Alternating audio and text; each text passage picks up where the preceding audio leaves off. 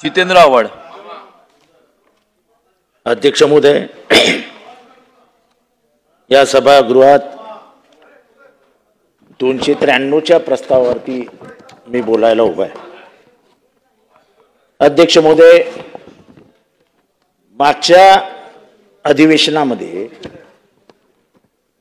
मी ठाण्यामधल्या एका मोठ्या जमीन घोटाळ्याचा इथे काही कागदपत्र देऊन उल्लेख केला होता. त्या घोटाळ्याबाबत मुख्यमंत्री बोलताना असं म्हणाले होते की याच्यामध्ये घोटाळा स्पष्ट दिसतोय, याच्यामध्ये मला सावळा गोंधळ झालेला दिसतोय आणि त्यामुळे या संपूर्ण प्रकरणाची योग्य ती चौकशी करून न्याय केला जाईल. मला अध्यक्ष माहित नाही, कोएलिशन गव्हर्नमेंटच्या कंपल्शनमुळे की काय,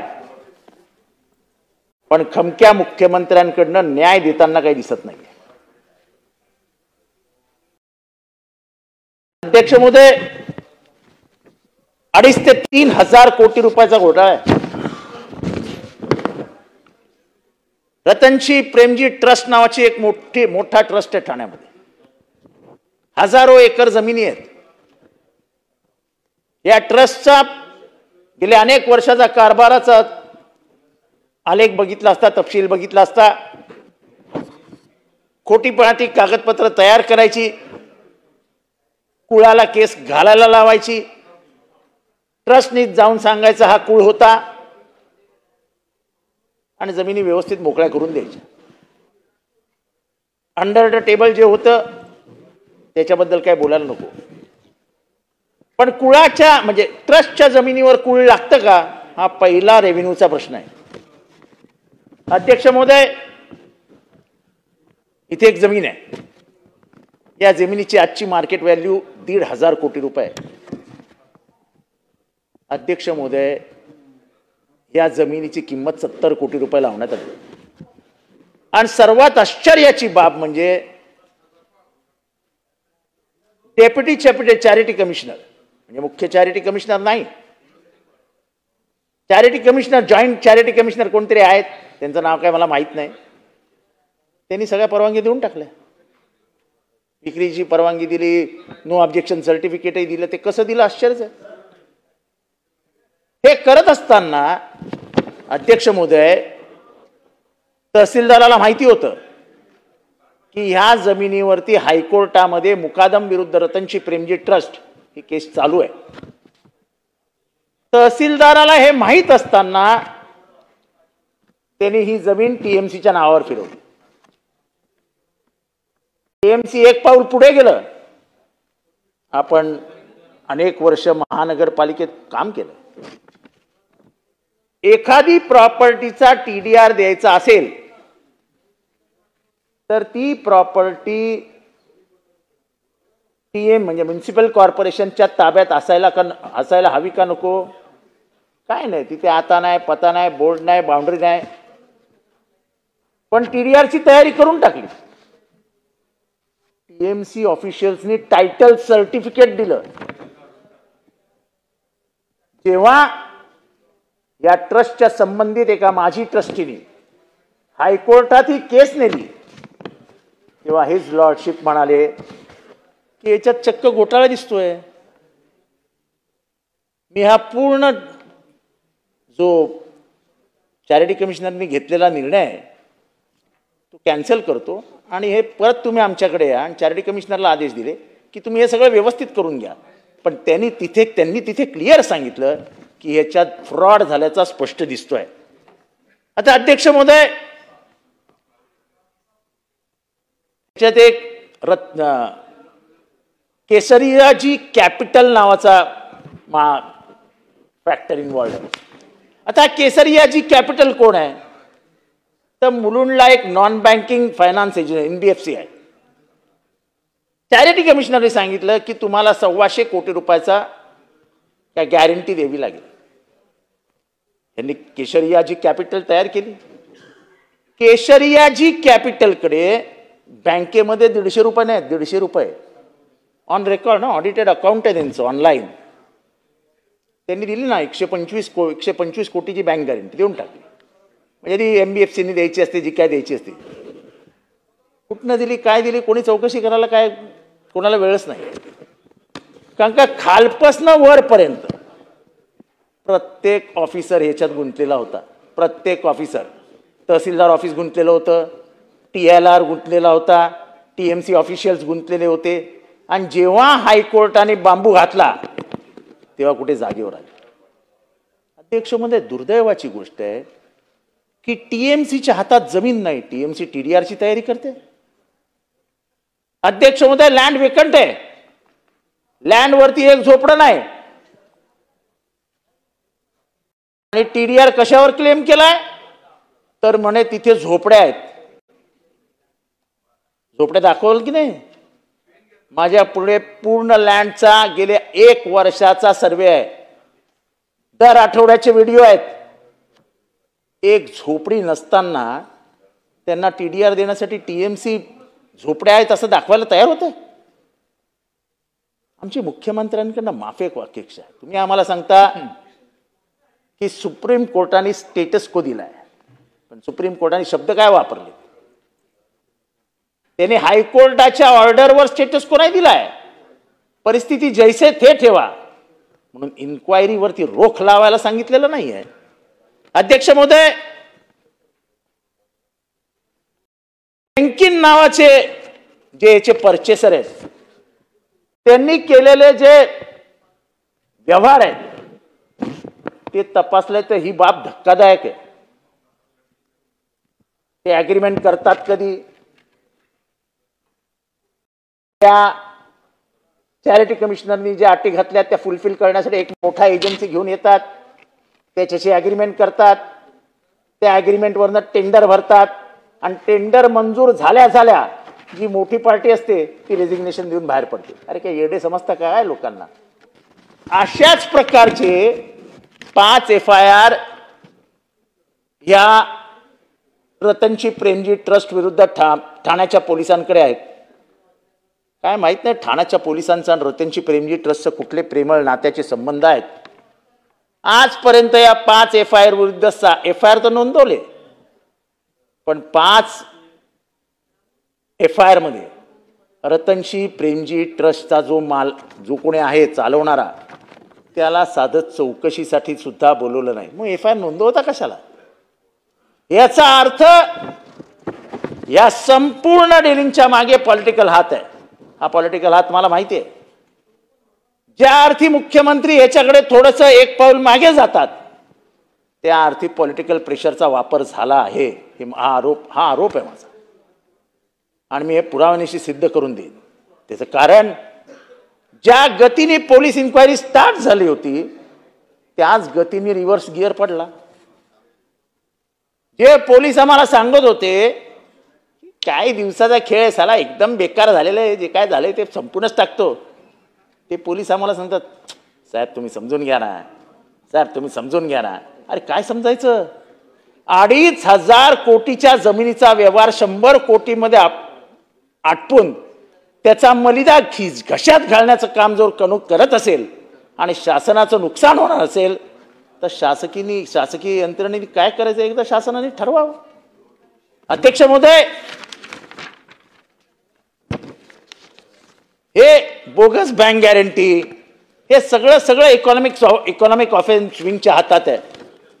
स्टेटस कोचा अर्थ हा होत नाही की पोलीस इन्क्वायरी देखील धीम्या गतीने करावी.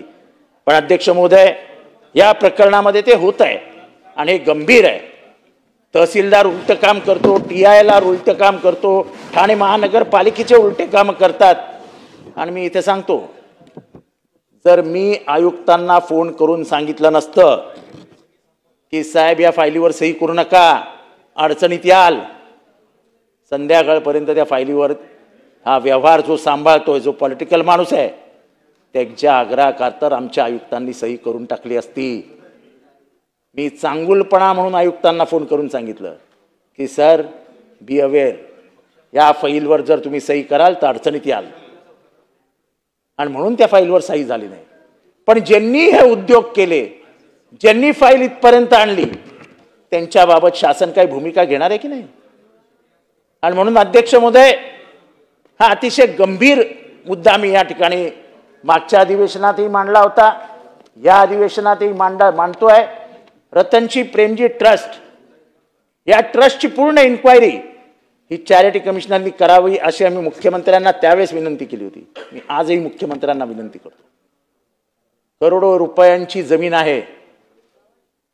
चॅरिटी कमिशनरला पूर्ण चॅरिटी रिवाइंड करायला सांगा, पूर्ण कमिटी रिवाइंड करायला सांगा आणि याच्यावरती प्रशासक नेमा. राजकीय लोकांचे खिसे भरण्यासाठी हे ट्रस्ट नाही. या ट्रस्टमध्ये मोठ्या मोठ्या लोकांचा सहभाग आहे. करोडो रुपयांची लुटमार चालू आहे. हे अत्यंत जबाबदारीने पुराव्यानिशी सिद्ध करून देतोय. अध्यक्ष महोदय, ठाण्यामध्ये एक बोरिवली ते टिकुजीनीवाडी हा बोगदा होतोय. अध्यक्ष महोदय, आजकाल महाराष्ट्र आणि बोगद्याचं नातं खूप जवळचं झालंय. आम्हाला सगळीकडेच बोगदे लागतात, शॉर्टकट. पर्यावरण, राष्ट्रीय उद्यान वगैरे ते बाजूला ठेवले. आणि बोगदे करताना पण ते द्यायचे दोनच कंपन्यांना, मेगा आणि नवयुगा. यांनी कोणाशी लग्न केलंय महाराष्ट्रात मला काय कळत नाही. पण सत्ताधाऱ्यांचे लाडके मेगा आणि नवयुगा, ते कॉन्ट्रॅक्ट मेगा, जे कॉन्ट्रॅक्ट नवयुगा. म्हणजे एक तुला घे, एक मला घे, एक तुला घे, एक मला घे, एक तुला घे, एक मला घे. पुण्याचा रिंग रोड उच्चांक आहे, उच्चांक भ्रष्टाचाराचा. तसाच हा बोगदा. तुम्ही महानगरपालिकेत होतात. 2 महिन्यात एस्केलेशननी 2000 कोटी रुपये किंमत वाढली. या फ्रॉम जानेवारी टू मार्च 25 एस्केलेशनमुळे टिकुजीनीवाडी म्हणजे त्या बोरिवली टू टिकुजीनीवाडीचा जो बोगदा आहे 2000 एस्केलेट झाला. जाऊ दे, आता त्याच्याबद्दल काय बोलण्यात पॉईंट नाही. त्याचं समर्थन करण्यासाठी सत्ताधारी तयारच आहेत. पण अध्यक्ष महोदय, तिथल्या स्थानिक रहिवाशांची मागणी अशी आहे की तो जो बोगदा येतो तो पूर्ण रहिवाशांच्या मधनं आतनं काढून तो मेन रोडला घेऊन जात आहेत. आमची मागणी एवढीच आहे, म्हणजे तिथल्या रहिवाशांची मागणी एवढीच आहे की तो जो बोगद्याचा आउटलेट आहे, जो बाहेर जोडणारा मार्ग आहे, तो बोगदा थेट तुम्ही घोडबंदर रोडपर्यंत घेऊन जा आणि घोडबंदरला तो बाहेर काढा. म्हणजे तिथे शांतताप्रिय लोकांनी, आपण जंगल परिसरात राहायला जातो आहोत, आपण राष्ट्रीय उद्यानाच्या जवळ राहायला जातोय, निसर्ग सौंदर्याच्या जवळ राहायला जातो आहोत म्हणून घरं घेतली होती. ते सगळं नष्ट झालेलं आहे. अरे कमीत कमी त्या गाड्यांकडे ते चिरडून मरणार नाहीत, त्यांच्या पोरं बाळा ॲक्सिडेंटमध्ये मरणार नाहीत, ज्येष्ठ नागरिकांना बसायला जागा मिळणार नाही, अशी तर व्यवस्था करू नका. आणि म्हणून तिथे आंदोलन झालं. माझी विनंती आहे, आमचे एकनाथ शिंदे साहेबच त्याचे मंत्री आहेत. आता त्याने अर्धवट मागणी मान्य केली की अर्ध्या रस्त्यावर आणूया. युनियाबॅक्स नावाची कंपनी आहे, युनियाबॅक्स. एका साईडला युनियाबॅक्स आहे, एका साईडला TMTचा डेपो आहे. कोणाबद्दल प्रेम आहे तुम्हाला? युनियाबॅक्सच्या मालकाबद्दल? जर एवढ्या 2 मोठ्या जमिनी तुमच्याकडे आहेत तर त्याच्या बाजूनी तुम्ही रस्ता काढा ना, त्याच्यामधनं रस्ता काढा ना. पण त्या जमिनींच्या इथेच तो बोगदा उघडायचा, हे कशासाठी? युनियाबॅक्स कोणाच्या घशात घालायची आहे? करोडो रुपयाची युनियाबॅक्स कोण विकत घेणार आहे? आम्हाला माहिती आहे. पण हे करू नका. तिथल्या नागरिकांचे असे हाल करू नका, हे योग्य नाही. भ्रष्टाचाराने कोणाचं आयुष्य आणि कोणाची शांती उद्ध्वस्त करण्यासाठी म्हणून सत्ता दिलेली नाही, हे कृपया लक्षात घ्या. अध्यक्ष महोदय, केळकर साहेब खूप छान बोलले ठाणे महानगरपालिकेबद्दल. फक्त स्पष्ट बोलू शकले नाहीत की हे शासनामध्ये जोर उरलेला नाही. त्यांना म्हणायचं तेच होतं, पण ते बिचारे वारंवार अधिकाऱ्यांवर घसरत होते. अधिकारी सत्तेचे गुलाम असतात हो. चीफ सेक्रेटरी पासून आमच्या आयुक्तांपर्यंत काय हिंमत आहे काय सत्तेच्या विरुद्ध जाऊन कुठला निकाल घ्यायची? त्यामुळे उगाच त्यांच्यावर विचारांवरती अधिकाऱ्यांवर अधिकारी अधिकारी अधिकारी अधिकारी काही करत नाही. मी इथे आरोप करतो, ठाण्यातले BSUPचे जेवढे प्रकल्प आहेत, ठाण्यामध्ये जेवढी म्हाडाची घरं अलॉट केली आहेत, हिंमत असेल शासनाने आज जाहीर करावं की जेवढे जण तिथे राहतात त्यांची आम्ही पुराव्यासह तपासणी करून व्हाईट पेपर काढू. करोडो रुपयाचा भ्रष्टाचार, करोडो रुपयाचा. 50% लोक जे तिथे राहायला गेले आहेत ते ओरिजिनल रहिवाशीच नाही, ते प्रोजेक्ट अफेक्टेडच नाही. नगरसेवकाचे नातेवाईक, नगरसेवकाची मोलकरीण, नगरसेवकाचा पानवाला, नगरसेवकाचा चहावाला, नगरसेवकाचा पिऊन, अधिकाऱ्यांच्या जे काय असेल ते मला त्यांच्याबद्दल काय बोलायचं नाही. अरे काय लावलंय काय? तुमच्या बापाची प्रॉपर्टी आहे काय? मुंबऱ्यामध्ये, कौशामध्ये BSUPच्या बिल्डिंगी आहेत, माडाच्या बिल्डिंगी आहेत. कोणाला घरं दिलेत जरा तपासून बघा. राबोडीच्या जवळ BSUPच्या बिल्डिंगी आहेत, माडाच्या बिल्डिंगी आहेत. कोणाला घरं दिली आहेत तपासून बघा. आणि कोणामुळे झालं?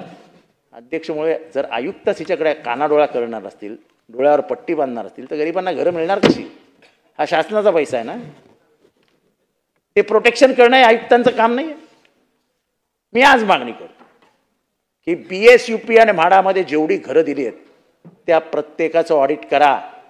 कोण एकाला एक घर द्यायचं तर काही ठिकाणी 3-3 घरं लागून दिली आहेत. मग त्यांनी भिंती तोडून आर्किटेक्चरल सगळा बदल करून 3 बेडरूम, हॉल, किचन, रिव्हल रूम अशा मोठ्या मोठ्या BSUP मध्ये तयार केलाय. अरे तुमच्या काय बापाचं आहे का रे? अध्यक्ष महोदय, कुत्रं दळतंय, कधी काय आंधळं दळतंय आणि कुत्रं पीठ खातंय अशी हालत आहे. अध्यक्ष महोदय, परत मी त्यांच्याकडेच येतो. केळकर साहेबांनी मिनी क्लस्टर बद्दल बोलले. हा माणूस प्रामाणिकपणाने गेले अनेक वर्ष भांडतोय, अनेक वर्ष ते सांगतायत. साहेब क्लस्टर कधी होणार आहे का? अरे काय येडे बनवता लोकांना तुम्ही. आमच्याकडे मनोरमा नगर नावाचा भाग आहे, 70-80 एकरवर आहे. काय आता नाही पता नाही. मुंबईतला एक नामवंत बिल्डर म्हणे त्याला मिळणार आहे. साहेबांनी याला जरा घालायला सुरुवात केली. महानगरपालिकेचा अधिकार नसताना महानगरपालिकेने नंबरिंग सुरू केली. मी स्वतः तिथे गेलो. लोकांनी रातोरात ते नंबर पुसायचं काम केलं. पोलीस जातात त्यांच्या घरी. नंबराला कोणी हात लावला? अरे माझ्या घराच्या भिंतीवर कोणी येऊन नंबर लिहिणार असेल, मी मालक आहे ना घराचा. आणि पहिली गोष्ट, माझ्या घराची डेव्हलपमेंट कशी करायची हे ठरवणारे तुम्ही कोण? हे काय लावलं नवीन cluster cluster cluster cluster cluster? कधी होणार? 70 एकर, 160 एकर, 56 एकर. अरे काय स्वप्न बघायची तर कशी बघायची? काँग्रेसने प्रस्ताव आणला होता. जे मिनी क्लस्टर बोलतायत ना आमचे केळकर साहेब, हा मिनी क्लस्टर हा काँग्रेसचा प्रस्ताव होता. बिल्डरला नजरेसमोर आणलेला प्रस्ताव नव्हता, गरिबांना समोर ठेवून आणलेला प्रस्ताव होता की 10,000 स्क्वेअर मीटरचा प्लॉट बनवा मिनी आणि डेव्हलपमेंटला काढा. आता इथे 70 एकर, 160 एकर, 156 एकर आणि ऑलरेडी तय. हे मीटिंग कुठे होतात, कोणाबरोबर होतात, कन्सेंट कोण घेतं काय माहित नाही. पण एवढी मोठी मोठी स्वप्न दाखवायची आणि लोकही फसत नाही हो. अख्खा मनोरमा नगर क्लस्टरच्या विरोधात आहे. अध्यक्ष महोदय, 2 चालत्या शाळा तोडून टाकल्या या क्लस्टरच्या नादात. चालू असलेल्या शाळा, विद्यार्थ्यांना बसायला जागा नाही. वर्षभर लांबच्या शाळेमध्ये नाही तर प्रायव्हेट शाळेमध्ये विद्यार्थी जात आहेत. कुठलं गोरगरिबांचं सरकार हो? हे बिल्डर धार्जिनं सरकार आहे. आता माझ्या मतदारसंघात मनीषा नगर नावाचा प्रकल्प आहे. 40-40, 50-50 वर्ष जुन्या इमारती आहेत. त्यांनाही लावलाय गुळ. तुमचा क्लस्टरमधनं डेव्हलपमेंट करणार आहे बिल्डर आम्ही आणणार. मेन काय तर तुम्ही बिल्डर नका आणू, बिल्डर आम्ही आणणार. अरे तुम नहीं देखने का इसकी तरफ, हम देखेंगे. विटाव्यामध्ये कमीत कमी 25 एकरवर झोपडपट्टी आहे. आणा ना सारे करा ना तिथे 10-10, 5-5, 4-4 एकरचा एखादा प्लॉट आणि येऊ द्या ना SRA मधला एखादा चांगला बिल्डर. कशाला पाहिजे क्लस्टर? क्लस्टर तुम्हाला ह्याच्यासाठी हवं आहे कारण क्लस्टरचा एक अधिकारी महानगरपालिकेत बसतो आणि महानगरपालिकेत बसून महानगरपालिकेच्या साहेब सगळ्यांना जेवढा विरोधी पक्षाला वेळ दिला तेवढाच मला मी घेणार नाही. चर्चा संपवायची आहे सगळ्यांना. नाही पण अध्यक्ष महोदय जेवढा विरोधी पक्ष सगळ्यांना जेवढा वेळ दिला तेवढा मला दिला पाहिजे.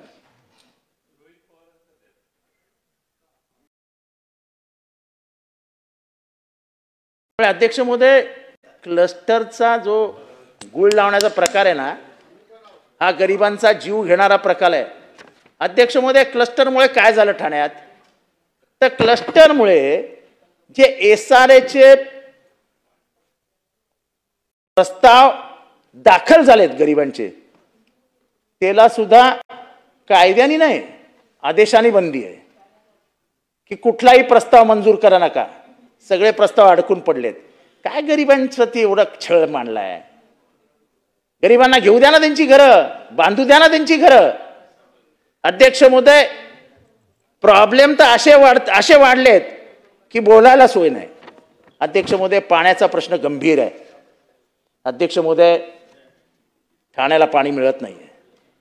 कळव्यातलं पाणी चोरलं गेलंय. घोडबंदरला पाणी नाहीये.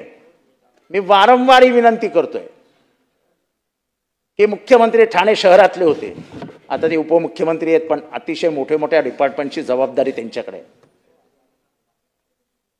अध्यक्ष महोदय त्यांनी जर निर्णय घेतला तर तुम्ही 22,000 कोटी 40,000 कोटी 50,000 कोटीचे बोगदे आणू शकता तर ठाण्यासाठी फक्त 3,000 कोटीमध्ये एक धरण उभं राहणार आहे. तेवढं काम. अध्यक्ष महोदय एक वेळ अशी येईल की ठाण्याला पाणीच मिळणार नाही आणि किती दिवस ठाणेकरांनी वाडगं घेऊन हातात MIDCच्या दारात स्टेमच्या दारात इरिगेशनच्या दारात भिका मागत फिरायचं. स्वतःचं हक्काचं पाण्याचं स्तोत्र महानगरपालिकेकडे का नाही. अत्यंत आर्थिक परिस्थिती मजबूत असताना तुम्ही धरणं नाकारलीत. तुम्हाला धरण दिलं होतं 2002 साली. तुम्हाला सांगितलेलं हे धरण बांधा पण तुम्ही ते बांधलं नाहीत. उद्देश काय होता मला इथे सांगायचं नाही पण अध्यक्ष महोदय 2002 साली नाकारलेलं धरण हे ठाण्याला अतृप्त करून गेलं. आज ठाण्याला तहान भागवायला पाणी नाही. अध्यक्ष महोदय नळाला पाणी नाही. नळाला पाणी नाही आणि पार्श्वभाग धुता येत नाही. अध्यक्ष महोदय टॉयलेटची अवस्था झोपडपट्ट्यांमध्ये इतकी वाईट आहे की भांडी आहेत तर भरलेलं आहे. पाय ठेवायला जागा नाही. तुम्हाला सगळे म्हणजे रस्ते कॉन्क्रीटकरण करायला अरे बापरे मी ती यादी देतोय आता थोड्या वेळात. खटाखट रस्ते बांधले जात आहेत. काय स्मार्ट सिटी रोड्स मी आता वाचून दाखवीन. गरीबाला बसायला म्हणजे त्याचा पार्श्वभाग धुवायला बसता येत नाही. तो बसला की त्याच्या पार्श्वभागालाच खालची घाण लागते. म्हणजे त्याची घाण जाण्याच्या आत खालनं घाण लागलेली असते. ते टॉयलेट तर सुधारवा गरीबाचे. बाकी काही करू नका. ठाणे महानगरपालिकेची प्राथमिक जबाबदारी आहे वॉटर गटर मीटर. त्या जबाबदाऱ्या सोडून सगळं करतात. अध्यक्ष महोदय हे घ्या रस्ते मॉडेल रोड कोर्ट नाका ते सेंट्रल मैदान 8 कोटी. कोलशेद रोड ते वायुसेना स्टेशन 10 कोटी. SM जोशी ते लेफ्टनंट आत्माराम चौक 14 कोटी. कोपरी मीठ बंदर अष्टविनायक चौक 11 कोटी. एकही रस्ता पूर्ण न करता बिलं आदेयात झाली आहेत. अध्यक्ष महोदय ही सगळी यादी मी आपल्याकडे पाठवतोय. अध्यक्ष महोदय ही पाठवा आणि ह्याच्यावरती काहीतरी महानगरपालिकेकडनं रिस्पॉन्सिबिलिटी घ्या. काहीतरी जबाबदारी त्यांना उत्तर द्यायला सांगा. हे त्यांच्या घरचे पैसे नाहीत अध्यक्ष महोदय. ठाणेकरांचे पैसे आहेत आणि माननीय प्रधानमंत्र्यांनी स्मार्ट सिटीसाठी पाठवलेले पैसे आहेत. बेजबाबदारीची भूमिका तुम्हाला घेता येणार नाही. तुम्हाला जबाबदारीने उत्तर द्यावं लागेल की या पैशाचं नेमकं झालं काय. अध्यक्ष महोदय गडकरी रंगायतन आपण नाव ऐकून आपल्याला माहितीच असेल. अध्यक्ष महोदय 1978 साली गडकरी रंगायतन पूर्ण झालं. आज 45 वर्ष झाली. एकदाही स्ट्रक्चरल ऑडिट नाही. एकदाही नाही. आणि दरवर्षी कमीत कमी हळूच 1 कोटी 2 कोटी 3 कोटी. कधी सांगायचं वरचं गळतंय कधी सांगायचं खालनं पाणी येतंय इथनं सीपेज आहे. असं करता करता कोणीच बघत नाही म्हटल्यावर आता डायरेक्ट 25 कोटीचं टेंडर काढलंय. पूर्वी 1000 माणसं बसायची. स्ट्रक्चरल ऑडिट न झाल्यामुळे तेवढं वजन पेलेल की नाही ही भीती वाटल्यामुळे आता संख्या पण कमी केली. अध्यक्ष महोदय, काहीतरी थोडी तरी जनाची नाही मनाची लाज. एकीकडे गरिबांच्या बिल्डिंगीला 30 वर्ष झाली, 35 वर्ष झाली की C1, A1, 2-1, B1, T1, आणि गडकरी रंग आहे, त्यांना केवळ पैसे खायला मिळतात म्हणून तुम्ही त्यांना कॅटेगरीज देणार नाही, त्याचं स्ट्रक्चरल ऑडिटच करणार नाही. 25-25 कोटी रुपयाचं टेंडर काढणार कशासाठी? घरं भरण्यासाठी. अध्यक्ष महोदय, हे आजचं लेटेस्ट टेंडर हे जवळजवळ 25 कोटी म्हणजे 25.5 कोटीचं आहे, आणि त्यामुळे ह्याच्याकडे लक्ष देण्याची गरज आहे. अध्यक्ष महोदय, मी अत्यंत महत्त्वाच्या प्रश्नाकडे वळतोय. माझा शेवटचा मुद्दा आहे अध्यक्ष महोदय. मुंबईमध्ये म्हाडाच्या मोठ्या मोठ्या वसाहती आहेत.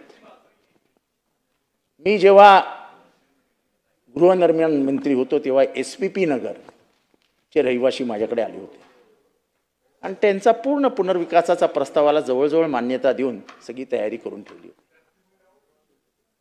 पण नंतर मंत्रिमंडळ गेलं, त्यांचं विचारांचं स्वप्न तसंच राहिलं. अध्यक्ष महोदय, हे आपल्याला हे सगळं माहिती आहे की आपल्याकडे 79A नावाचा एक अधिकार होता. आता मी 50 वर्ष त्या बिल्डिंगमध्ये राहतो, माझा विकासक कोण असावा हे माझा अधिकार नाही. जनरल बॉडीने ठरवलं की X हा आमचा विकासक, तर ठीक आहे ना बाबा, तुझी मान्यता आहे ना त्याला, तुम्हाला सगळ्यांना पटतंय ना हा विकासक, तर कर ना, तो विकासक घे. ही भूमिका आपल्या सगळ्यांची पाहिजे. नाही, आता तसं नाही. आता आम्ही ठरवणार तुझा विकासक कोण आहे, कारण आमच्या मित्रांना ते हवं आहे. आम्ही काम तुमच्यासाठी करत नाही, तुम्ही फक्त मतं देण्यासाठी आहात.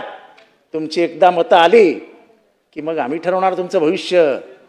अध्यक्ष महोदय, लोकशाही मूल्यांची पायमल्ली आहे. 79A हा राज्य सरकारने केलेल्या कायद्यातनं निर्माण झालेला अधिकार होता, तो अधिकारच काढून घेतलाय. आणि हा इथेच नाही तर अशा 20-22 वसाहती आहेत ज्याचा लूट करण्यासाठी म्हणून CNDA आणलं जात आहे. 79A हा कायदा आहे ना, तरतूद आहे.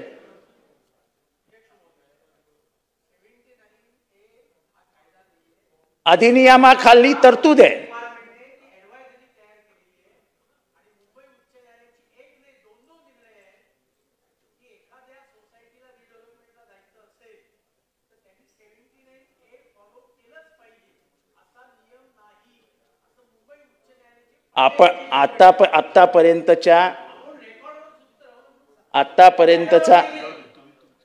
आतापर्यंत जेवढे गृहनिर्माण प्रकल्प सँक्शन झाले आणि पुढे गेले भातखळकर साहेब, त्यांनी सगळ्यांनी 79A फॉलो केलं, आणि मुंबईत ते फॉलो केलं जातं. आमचं म्हणणं आहे, तुमच्या घराचा आर्किटेक्ट कोण असावा हे तुम्हीच ठरवणार ना. मग ह्यांनी काय पाप केलंय? ह्यांनी काढून टाकलं ना, 79A ची गरज नाही. आणि दुसरी गोष्ट, तुमचा विकासक म्हाडा ठरवणार. GTB नगरमध्ये डायरेक्ट घेऊन टाकलं विकासकाला, हा विकासक, आणि हे GTB नगर करा डेव्हलप.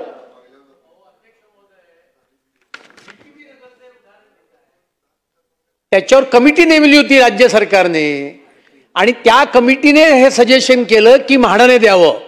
आणि मला एक सांगा, C&D कन्स्ट्रक्शन अँड डेव्हलपमेंट ही कल्पना कोण गृहनिर्माण मंत्री असताना म्हाडामध्ये आली? त्या गृहनिर्माण मंत्र्यांचं नाव सांगा. मोतीलाल नगरचं टेंडर कोणी काढलं या स्कीमच्या खाली?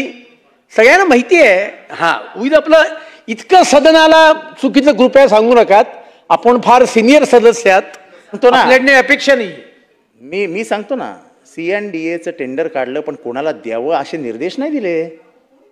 निर्देश दिले ना, निर्देश दिलेत. हे त्यांचं कंप्लेंटचं पत्र आहे माझ्याकडे. अध्यक्ष महोदय, आमचा प्रश्न एवढाच आहे की SVP नगरमध्ये जे आहे त्यांना जो बिल्डर हवाय तो द्या ना. गुरु तेज बहादूर नगरमध्ये त्यांना जो बिल्डर हवाय तो द्या ना. तो वरळीचा आदर्श आहे, त्यांना जो बिल्डर हवाय तो द्या ना. तुम्हाला शेवटच्या ह्याच्यात आहोत अध्यक्ष महोदय. अध्यक्ष महोदय, माझा शेवटचा एक महत्त्वाचा मुद्दा आहे जो आदिवासींशी संबंध आहे. अध्यक्ष महोदय, मी गेले अनेक वर्ष सांगतो की येऊरमध्ये लक्ष घालण्याची गरज आहे. अध्यक्ष महोदय, मी साधे एक उदाहरण देतो. एक 68/09 नावाची जनहित याचिका होती. 5/3/2015 हायकोर्टाने निकाल दिला की ही जागा आदिवासींच्या ताब्यात द्या. तहसीलदारांनी जाऊन ती आदिवासीच्या ताब्यात दिली.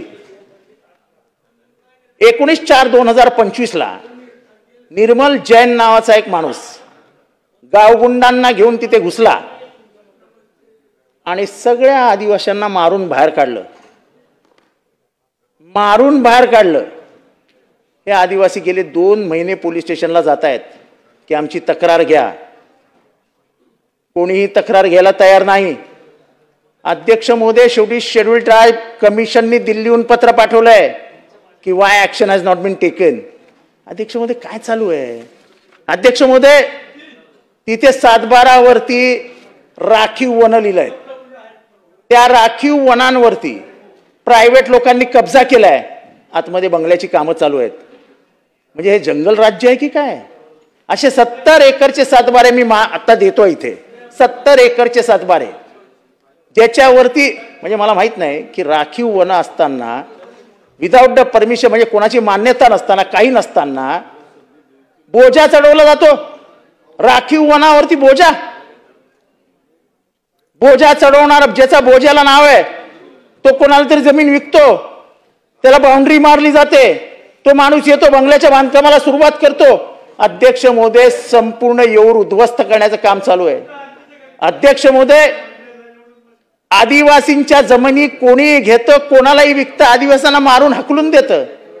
अध्यक्ष महोदय, मग सगळे आता आदिवासी 7/12 आहे, त्याला TLRनी मार्किंग करून जमीन हातात दिली. काही दिवसांनी हाच TLR फॉरेस्टचा सर्वे करतो आणि जमीन फॉरेस्ट आहे म्हणून जाहीर करून टाकतो. अरे काय अध्यक्ष महोदय, काय चालू आहे काय? अध्यक्ष महोदय, हे सगळं हे घ्या 7/12.